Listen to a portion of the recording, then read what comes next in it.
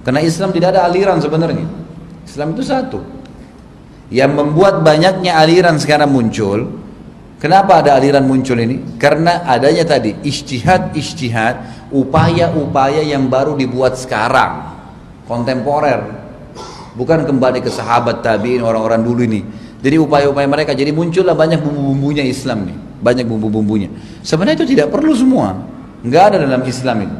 Bagaimana caranya kita mengangkat? Banyak orang mengangkat hadis ikhtilaf ummati rahmah, perselisihan umatku rahmat. Teman-teman, ini hadis palsu.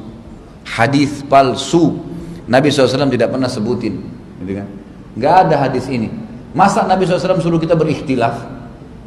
Sementara hadis-hadis Nabi jelas disuruh kita bersatu kan? Orang mukmin sama mukmin seperti tanaman yang saling memenuhi satu sama yang lain.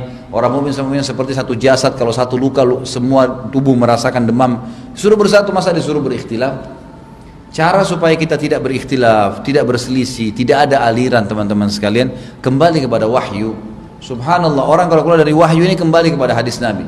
Kata Nabi SAW, Yahudi terpecah 71 golongan, Nasrani 72, umatku jadi 73. Nabi sudah tahu nanti akan banyak tuh golongan-golongan muncul setelah beliau nanti. Ya, kayak kita sekarang yang sudah jauh dari Nabi SAW. Muncul tuh sampai 73 golongan, semuanya masuk neraka kecuali satu. Masuk neraka dulu, nanti masuk surga. Ya, Muslim masuk surga, tapi dia masuk neraka dulu kena dosa. Semuanya masuk neraka dulu, kecuali satu. Ada satu tanpa hisab, masuk tanpa neraka. Sahabat sudah tanya teman-teman sekalian, siapa yang satu itu ya Rasulullah? Kami mau yang satu itu yang langsung masuk surga tanpa hisab. Kata Nabi, makana ana alaihi wa ashabi. Orang yang mengikuti saya dan sahabat-sahabat saya. Ini gak mungkin salah udah. Wahyu turun kepada siapa? Nabi Muhammad SAW. Nabi Muhammad ajarkan kepada siapa? Sahabat Nabi. Ini generasi emas nih.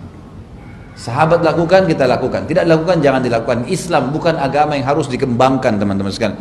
Ini maksudnya hukum-hukumnya, ini dalam wahyunya nggak perlu dikembangin. Dalam arti kata kita terima seperti itu. Nanti kalau ada ijtihad untuk mengkiaskan, gitu kan? Ada hukum-hukum yang memang baru ditemukan, kemudian ini memang perlu dicari dalilnya, nasnya, perumpamaannya mungkin. Tapi tidak ada sesuatu yang baru. Apa yang telah diajarkan Nabi kepada sahabatnya itulah agama Islam. Nggak perlu ditambah, nggak perlu dikurangin. Dan Nabi sudah ingatkan. Kalau anda tetap mau menganggap apa-apa, aliran semua sama, berarti sama tadi Nabi sudah bilang. 73 golongan semua masuk neraka, cuma satu yang selamat. Yang berpegang pada apa yang aku ajarkan dan sahabat-sahabatku. Tadi teman-teman disebut masalah maulid, sudah sering saya jelaskan di masjid kita. Maulid ini antum silahkan ikutin sejarahnya, cari tahu sejarahnya, ketik di Google deh, sejarah maulid, coba lihat. Teman-teman pun yang lakukan maulid pasti tahu, kapan sejarahnya, tahun 230 Hijriah. Nabi meninggal tahun berapa? 11 Hijriah. Khulafaur Rasyidin selesai tahun 40 Hijriah, gitu kan. Generasi emas sahabat sudah habis, gitu kan. Generasi tabi'in juga habis. Muncul dinasti Fatimiyah Syiah di Iran, di Mesir, yang buat maulid pertama kali. Karena mereka melihat mereka berbatasan dengan Romawi, maka mereka melihat kenapa orang-orang Nasrani merayakan hari lahirnya Isa alaihissalam, maka mereka juga mengatakan kalau gitu kita harus merayakan hari lahirnya Nabi Muhammad SAW. Ayo kita dibuatlah 6 macam maulid. Maulid Nabi SAW, maulid Hasan, Husain, Fatimah, Ali, dan juga maulidnya raja mereka. Dan sampai sekarang Iran masih lakukan itu. Ini ditarik ke dalam masalah ibadah. Sudah mulai ada zikirnya, ada berdiri menganggap ruhnya Nabi sedang lewat kalau lagi baca salawat. Mulai dulu maulid cuma setahun sekali kan hari raya, sekarang setiap malam Jumat dibaca, setiap ada pengajian dibaca. Ini mana dalilnya nih? Mana buktinya secara syar'i kita? Kalau Nabi nggak kerjain teman-teman kira-kira masuk akal nggak? Kalau Nabi SAW meninggal dan agama sudah sempurna terus tidak diajarkan caranya, seperti yang teman-teman lakukan berdiri sambil baca salawat, menganggap ruhnya Nabi sedang lewat. Ada nggak Nabi pernah contohkan persis seperti yang anda lakukan sekarang? Nggak pernah. Oh ada hadis Ustaz, katanya Nabi. Ya, waktu ditanya puasa Senin beliau mengatakan hari itu saya dilahirkan. Baik, Nabi informasikan lahir saya hari Senin. Hanya itu.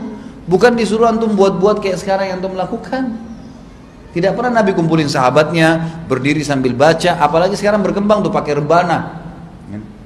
Dibukulkan gendang gitu kan. Tidak pernah ada contohnya teman-teman. Tidak ada contohnya. Makanya saya pertama kali masuk di masjid ini saya bahasakan sama teman-teman pengurus. Ikhwani, kalau saya diminta waktu itu minta jadi penasehat di masjid, saya bilang kalau saya diminta jadi penasehat, saya minta satu.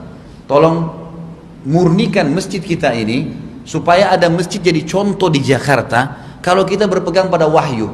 Biar Masjid Nurullah terkenal masjid yang berpegang pada kemurnian Islam. Nggak ada bumbu-bumbunya nih. Memang betul-betul ada ayat, ada hadis kerjakan, tidak ada jangan dikerjakan. Orang masuk masjid ini semuanya tenang, nggak ada ribut-ribut, teriak-teriak, pakai mic, nggak ada, tenang.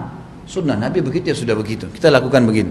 Itu yang saya maksudkan. Jadi kita murni. Alhamdulillah teman-teman setuju, gitu kan? Dan apa yang terjadi? Bukankah masjid kita alhamdulillah berkembang, banyak yang datang, Ramadan selalu penuh. Jadi contoh, saya sering dengar di luar, Masjid Nurullah bagus ya di Kalibata, udah orang masuk enak, ibadahnya enak, banyak pengajian-pengajian yang enak, semua dikatakan begitu. Kenapa sekarang ada masjid misalnya, saya tidak tahu ini pertanyaan apakah masjid kita atau bukan. Kalau masjid kita mudah-mudahan tidak, gitu kan. Terus kemudian ini masalah toleransi, kita datangkan saya semua aliran di sini. Ya teman-teman sekalian, bagaimana mau datangkan aliran? Aliran apa ini? Jelas yang datang berkata qala Allah, qala Rasul terima. Siapapun pembicaranya. Tapi kalau sudah mulai aliran sembarangan datang, ini kata syekh saya, kiai saya, mulai buat acara ini, acara itu, kita anggap itu keragaman yang boleh disatukan, tidak bisa. Enggak ada keragaman, Islam satu. Allahu a'lam, ini Islam satu.